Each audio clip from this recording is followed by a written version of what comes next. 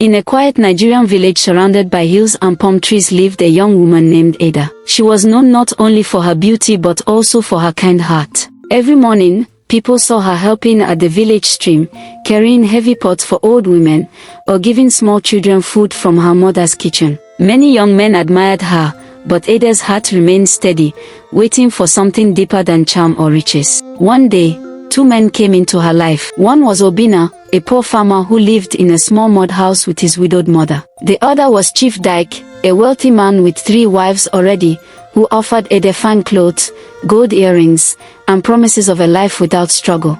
The village began to whisper, waiting to see what Ada would choose, love or wealth. Ada's parents leaned toward Chief Dyke. Her father especially believed that wealth meant security, and he argued that Obinna could not provide more than yam and cassava. "My daughter, marriage is not about hunger.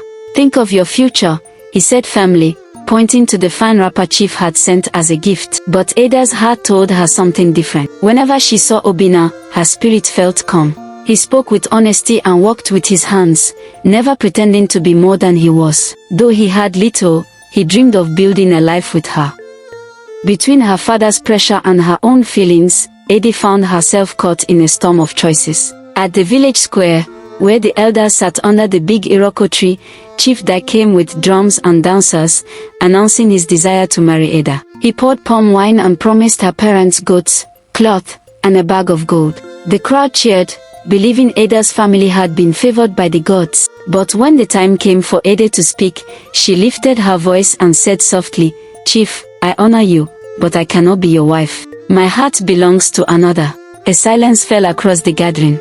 The chief's face darkened, and he clenched his fist in shame. Obinna, standing at the edge of the crowd, felt tears rise to his eyes. Ada had chosen him, but in doing so, she had made a dangerous enemy. That night, Ada's father scolded her harshly. "You have brought shame to this house. Do you know who Chief Dyke is? He has power, and power is dangerous when rejected."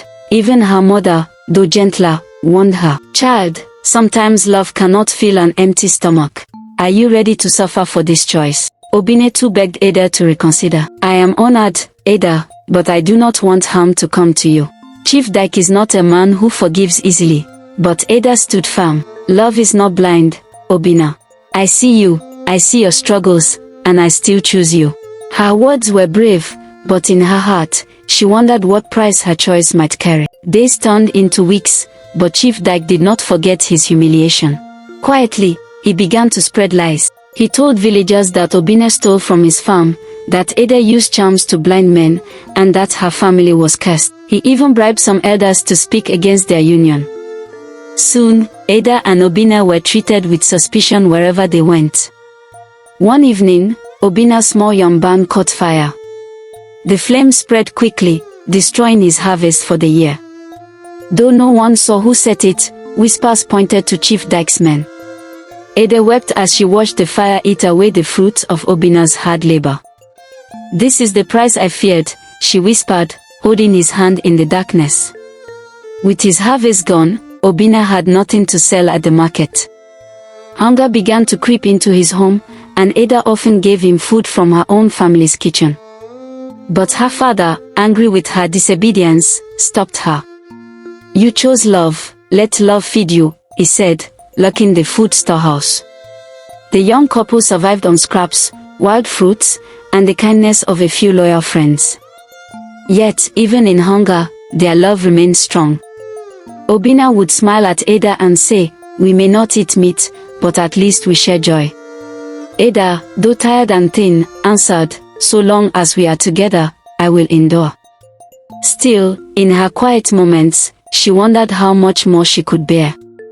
Chief Dyke, still not satisfied, plotted another move. He sent one of his wives, Ngozi, to tempt Obinna with promises of wealth if he would abandon Ada. "Chief will forgive you if you leave her," Ngozi whispered. "He will give you land, cattle, and money. Do not waste your youth on suffering." But Obinna refused. "I would rather be poor with Ada than rich without her," he said firmly. Ngozi returned to Chief, who laughed bitterly. "Then both of them will taste poverty until they beg at my feet," he vowed.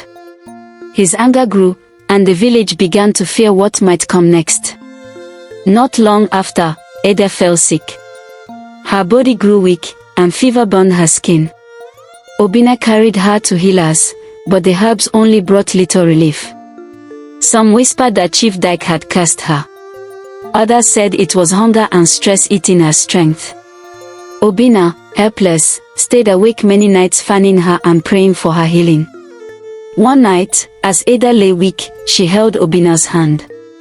"If I die, do not blame yourself," she whispered. "I chose this path with my eyes open.